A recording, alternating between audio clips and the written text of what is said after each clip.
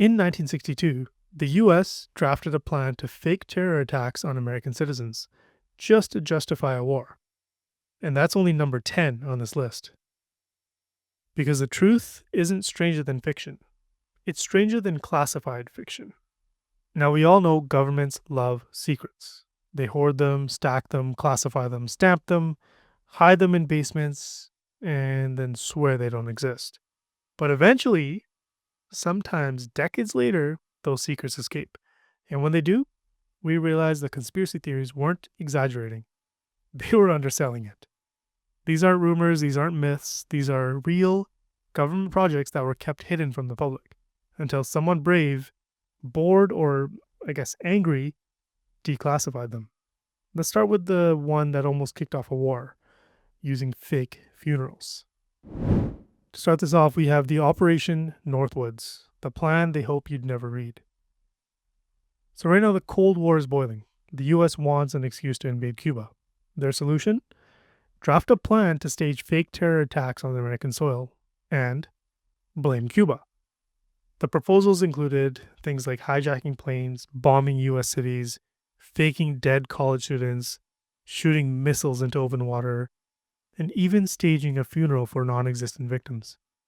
The documents were signed by top military officials and even handed to President Kennedy. Kennedy looked at the plan and then rejected it on the spot. But imagine this. If one signature had gone differently, you wouldn't have grown up learning an entirely different version of history. Next up, we have something called Project Stargate, the psychic spy agency.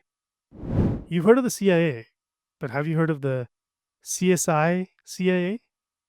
Project Stargate trained operatives in remote viewing, the ability to see distant locations using only their mind. A real government program, real budget, real psychic training.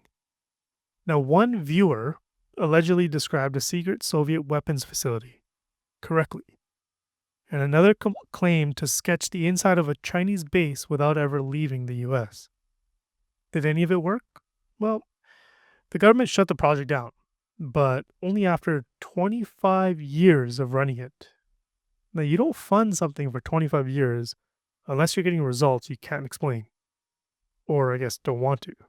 Next, we have MK Ultra, the program that should never have existed. This is one everyone knows, but few know the depth of it. MK Ultra was the CIA's attempt to control the human mind. Techniques included drug experiments, sleep deprivation, sensory overload, hypnosis, psychological torture, electroshock, and unknowing test subjects. The disturbing part? They didn't always ask for consent or even forgiveness. Most MK Ultra documents were ordered destroyed, which tells you how ugly the surviving 7,000 pages must be. Now, one victim jumped out of a hotel window after being secretly dosed.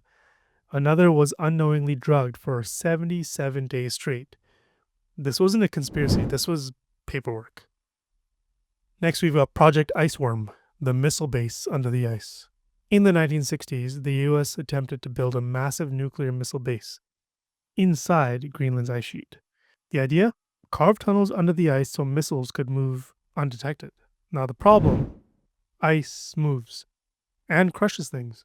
Tunnels collapse, equipment froze, the project fell apart like snow fort built by toddlers. The best part? The Danish government had no idea the US was planning a hidden missile farm under their feet. And when the project was declassified, Denmark said, and I quote, "We were not informed."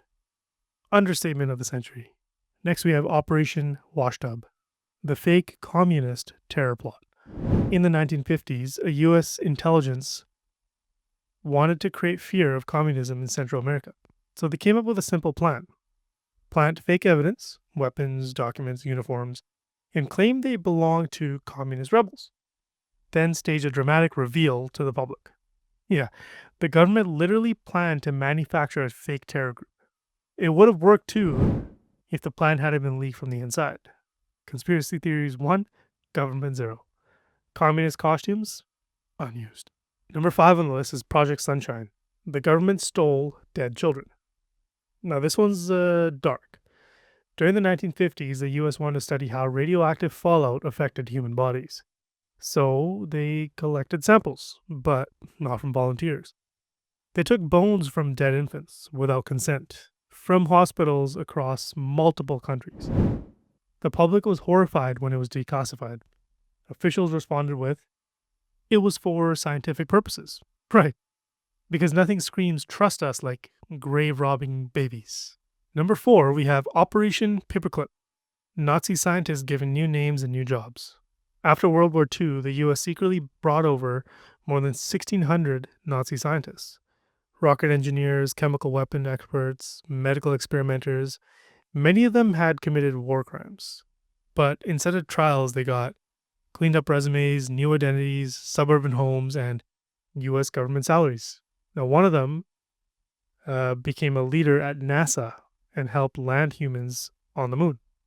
Your smartphone exists because the US quietly hired war criminals. History isn't pretty, but I guess it's efficient. Operation Mockingbird, the press that wasn't free. In the 1950s, the CIA secretly recruited journalists from every major American newspaper and television network. Not to spy, to shape public opinion. They inserted stories, edited headlines, planted misinformation, and paid reporters directly. Hundreds of journalists, entire newsrooms, and when the program was exposed in 1976, the CIA simply shrugged and said, we were just protecting national security by writing the news. Next, we have the Manhattan Project, a secret city hiding 120,000 people. During World War II, the US built a completely secret city called Oak Ridge. 120,000 people lived there. Factories, schools, shopping centers. No one, not even the workers, knew the purpose. They were refining uranium for the atomic bomb. Mail was censors, workers were told their conversations were monitored. Everyone had a specific job and no idea they were building. The bomb dropped, the world changed, and thousands of workers learned from the radio what they'd actually been doing. Imagine waking up one morning realizing that you helped build the deadliest weapon in history by accident. And to top the list, we have Operation High Jump, the Antarctic expedition that makes no sense. Admiral Richard Byrd leads 4,700 men, 13 ships, and aircraft to Antarctica. Publicly, for scientific exploration reasons. Privately, no one has ever given a satisfying explanation for why a peaceful expedition needed a full naval task force. The mission was cut short within months. Equipment destroyed, men injured, one plane went down. And when Byrd returned, he warned, Antarctica is a land of menace. What do they see? Some say they encountered extreme weather. Some say enemy remnants. Some say something else entirely. The mission logs remain suspiciously incomplete. Governments classify information to protect citizens, or so they say. But history shows a bit of a pattern. Every crazy conspiracy theory, every rumor, every whisper, eventually just becomes a declassified file. And when it does, the truth is almost always worse than what people imagined. I'm pretty sure the real story isn't what government hides, it's why they hide it.